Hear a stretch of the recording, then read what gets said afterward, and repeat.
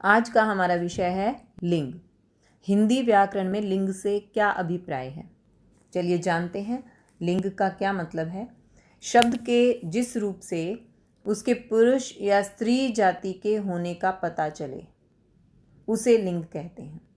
जैसे लड़का घर जा रहा है, यहाँ लड़का शब्द जिसको अंडरलाइन किया है मैंने, इस शब्द के रूप से हमें पता लगता है कि ये पुरुष जाति का है या स्त्री जाति का, तो इसलिए इसे लिंग कहते हैं।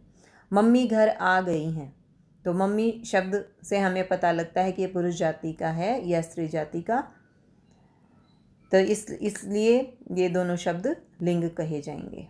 अब बात करते हैं लिंग के भेद के बारे में। पुल्लिंग और स्त्रीलिंग दो भेद हैं लिंग के। पहले जानते हैं पुल्लिंग क्या है। जो शब्द पुरुष जाति के होने का बोध कराएं वे पुल्लिंग शब्द हैं। जैसे बंदर, गधा, पिता, भाई। अब जानते हैं स्त्रीलिंग शब्दों के बारे में। स्त्रीलिंग शब्द क्या हैं? जो शब्द स्त्री जाति के होने का बोध कराएं वे स्त्रीलिंग शब्द हैं। जैसे बंदरिया, गधी, माता, बहन। अब लिंग निर्णय कि लिंग की पहचान कैसे होती है, कैसे निर्णय हो कि ये लिंग क्या है, पुल्लिंग है या स्त्रीलिंग है। लिंग की पहचान दो तरीके से होती है। पहला, शब्द के अर्थ से।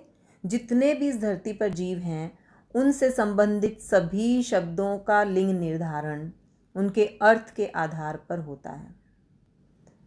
तो जो शब्द के अर्थ के आधार पर अभी मैंने बताया आपको कि जितने भी इस धरती पर जीव हैं, जितने भी प्राणी हैं जो प्राण लेते हैं, उनसे संबंधित सभी शब्दों का लिंग निर्धारण उनके अर्थ के आधार पर होता है। जैसे लेखक का मतलब लिखने वाला, तो पुरुष जाति से संबंधित होने के कारण ये पुल्लिंग है।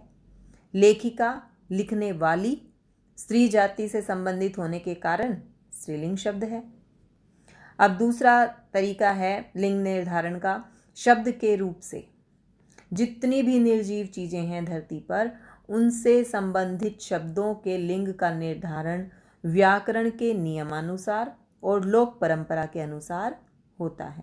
यानी निर्जीव चीज़ों का निर्धारण कैसे हो कि वो पुल्लिंग है या स्त्रीलिंग, तो वो कैसे होता है, या तो व्याकरण के नियम के अनुसार या लोक परंपरा, पीछे से ही जो परंपरा चली हुई है, जो मान्यता है, उस तरीके से ही लिंग निर्धारण होता है निर्जीव चीज़ों का। जैसे रविवार के बाद सोमवार होता है। अब सोमवार, यहाँ जो सोमवार है ये दिन का नाम है, लेकिन इसको क्रिया देखिए होता है, इसको पुल्लिंग माना गया है। तो ये लोक परंपरा कहिए इसको या व्याकरण का नियम कहिए, तो उसके अनुसार जो सोमवार शब्द है, जो दिन का नाम है, वो पुल्लिंग माना गया है।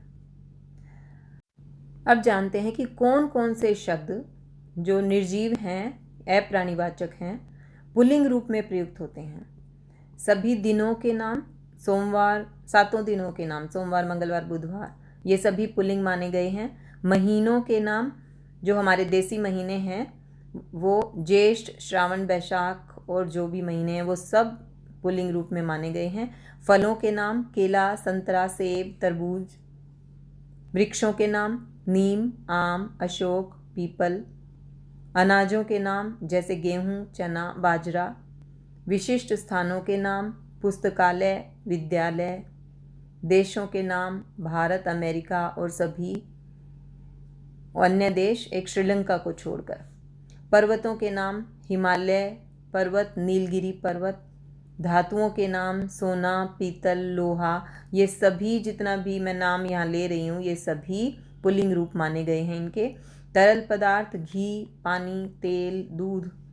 शरीर के कुछ अंग, हाथ, पैर, मन, मस्तिष्क, ये सभी पुल्लिंग रूप माने गए हैं। अब जानते हैं कि कौन कौन से शब्द हैं जो निर्जीव हैं, अप्राणीवाचक हैं और स्त्रीलिंग रूप में प्रयुक्त होते हैं। तिथियों के नाम, जो हमारी देसी तिथियां हैं, हमारे देश में जो हिंदी तिथियां हम बोलते हैं, प्रथमा, द्वितीया, तृतीया, ये सभी स्त्रीलिंग मानी गई हैं। महीनों के नाम, जो अंग्रेजी महीने हैं, जनवरी, फरवरी, मार्च, ये स्त्रीलिंग रूप माने गए हैं। भाषाओं के नाम, हिंदी, अंग्रेजी, पंजाबी। झीलों के नाम, नैनी झील, डल झील। नदियों के नाम, गंगा, यमुना, रावी।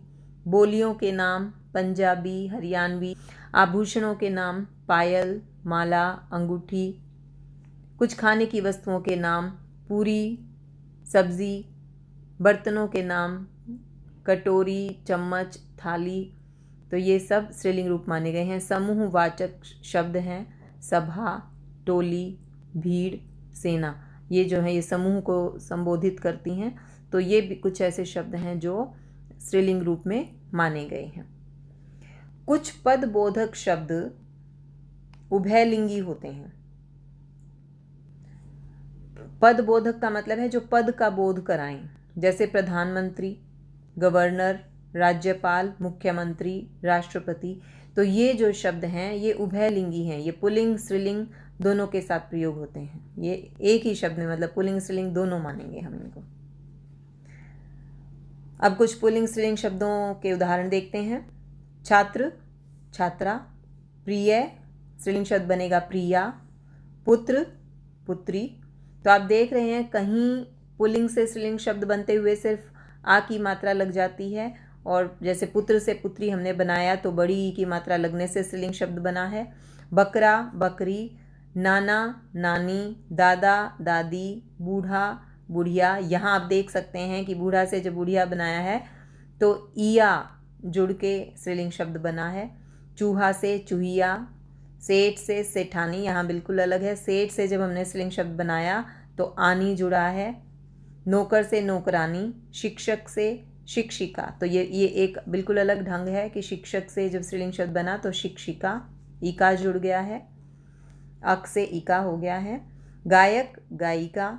जाट, जाटनी। ये फिर अलग रूप आ गया है। शेर, शेरनी। धोबी, धोबिन।